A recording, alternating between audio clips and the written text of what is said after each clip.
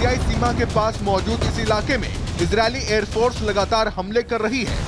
करीब 120 किलोमीटर लंबे और 16 किलोमीटर चौड़े इलाके में इजरायली सेना विशेष निगरानी कर रही है।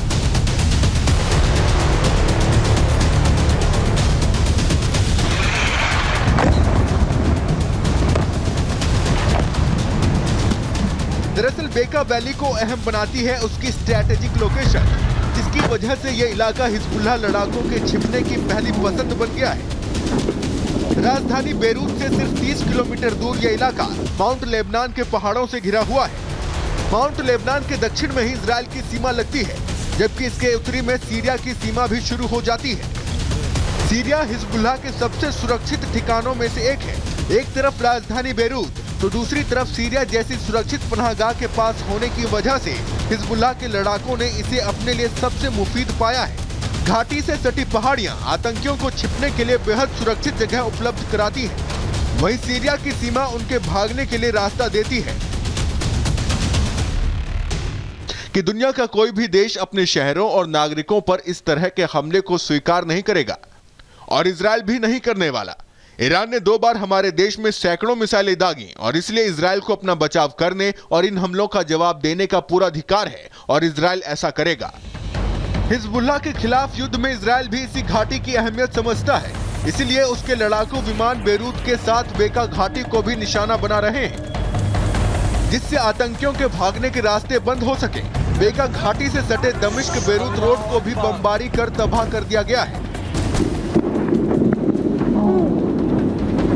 जिससे बेरूत से भागने वाले आतंकी सीरिया ना भाग सके। इजराइल का आकलन है कि अगर बेका घाटी पर इजरायली बमबारी तेज हुई तो आतंकी सीमा पार कर सीरिया में घुस सकते हैं, जिसे रोकने के लिए इजराइल हर जतन कर रहा है। Bureau report, Republic Bharat.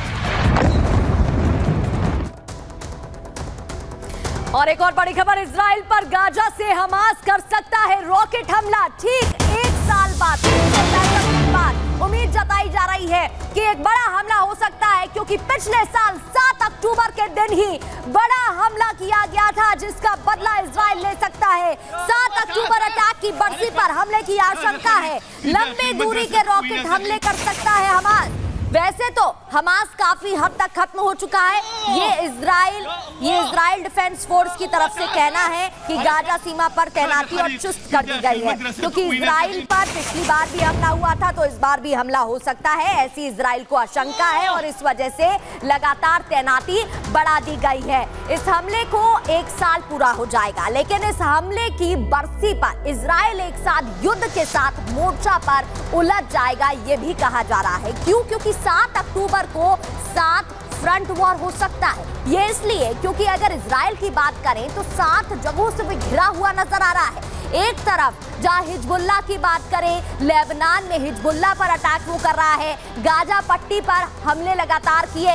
इसके अलावा वेस्ट बैंक में इस्लामी जिहाद उसका दुश्मन है। यमन में हुतियों की बात करें या फिर बात हो ईरान की, जहां पर लगातार अटैक किए जा रहे हैं। इसके अलावा ईरान में इस्लामिक रिवॉल्यूशनरी गार्ड कॉर्प्स है, IRGC उसका दुश्मन है। सीरिया की बात करें, जिसका लगातार समर्थन हमास को भी है और ईरान को भी है, जहां बद्र ग्रुप है। ऐसे में ये आशंका है कि 7 जगहों से वो घिरा हुआ नजर आ रहा है और 7 अक्टूबर को, यानी कि 1 साल बाद बरसी वाले दिन, ये उम्मीद लगाई जा रही है कि शायद हमला हो सकता है इजराइल पर। अब आपको तस्वीरों के जरिए जरा दिखाते हैं।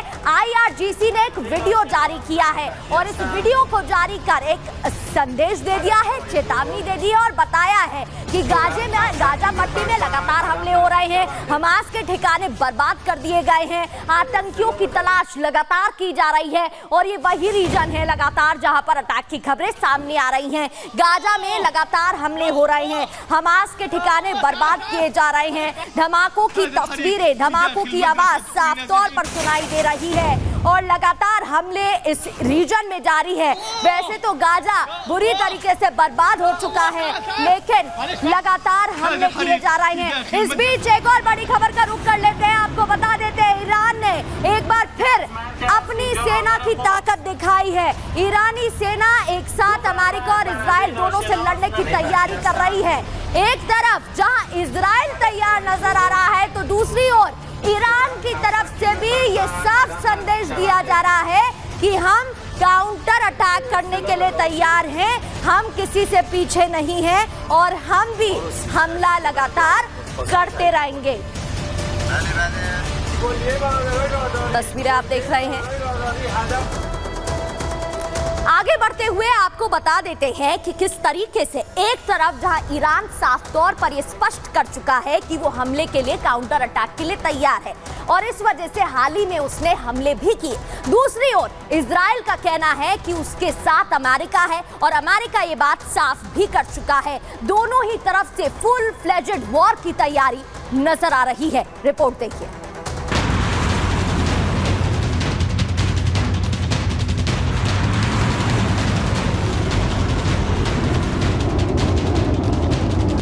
इजराइल का दुश्मन नंबर 1 ईरान युद्ध के लिए तैयार है।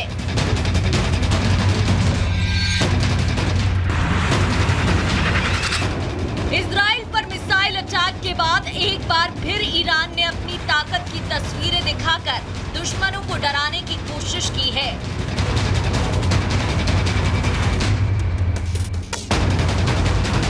ईरानी सेना न सिर्फ हमले के लिए तैयार है बल्कि इजरायली पलटवार से निपटने के लिए भी अलर्ट मोड पर है। दावा है कि ईरान ने अपने हथियारों के गोदाम में अभी भी हजारों मिसाइलें छिपाकर रखी हैं, जिनका समय आने पर इस्तेमाल करेगा। ईरान ने बैलिस्टिक और सुपरसोनिक मिसाइलों के इसी भंडार से करीब 200 मिसाइलें निकालकर 1 अक्टूबर को इजराइल को निशाना बनाया था।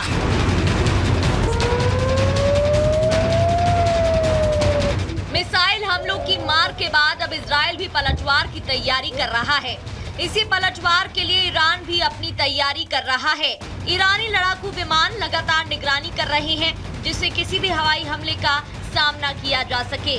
दूसरी तरफ उसकी नौसेना भी अदन की खाड़ी और अरब सागर में भी नजर रखे हुए है, जिससे किसी भी सूरत में हमलावरों को जवाब दिया जा सके।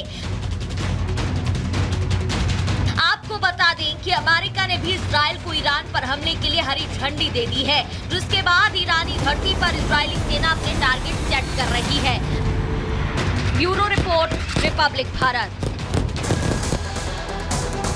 और अब आपको बताते हैं कि आईडीएफ लगातार कहां टारगेट कर रहा है। ईरान की बात करें तो परमाणु सेंटर कहां पर है, कहां सबसे ज्यादा घातक साबित हो सकते हैं हमले, आपको पॉइंटर्स के जरिए बताते हैं। ईरान की अगर बात करें तो संघन, इसके अलावा बुशेहर, इस्फहान, इसके अलावा नतांज, फोर्डो और आपको जानकारी दे दे तेहरान रिसर्च सेंटर, फिर परिचिन और माफ कीजिए पार्चिन है तो करज भी है, फोर्डो भी है, तेहरान रिसर्च सेंटर है। ये वो जगह है, ये वो ठिकाने हैं जहां पर अगर हमले आईडीएफ करता है तो बहुत ज्यादा घातक ये हमले साबित हो सकते हैं। और इसी के साथ फिलहाल हमारे खास कार्यक्रम संग्राम में आज के लिए इतना है।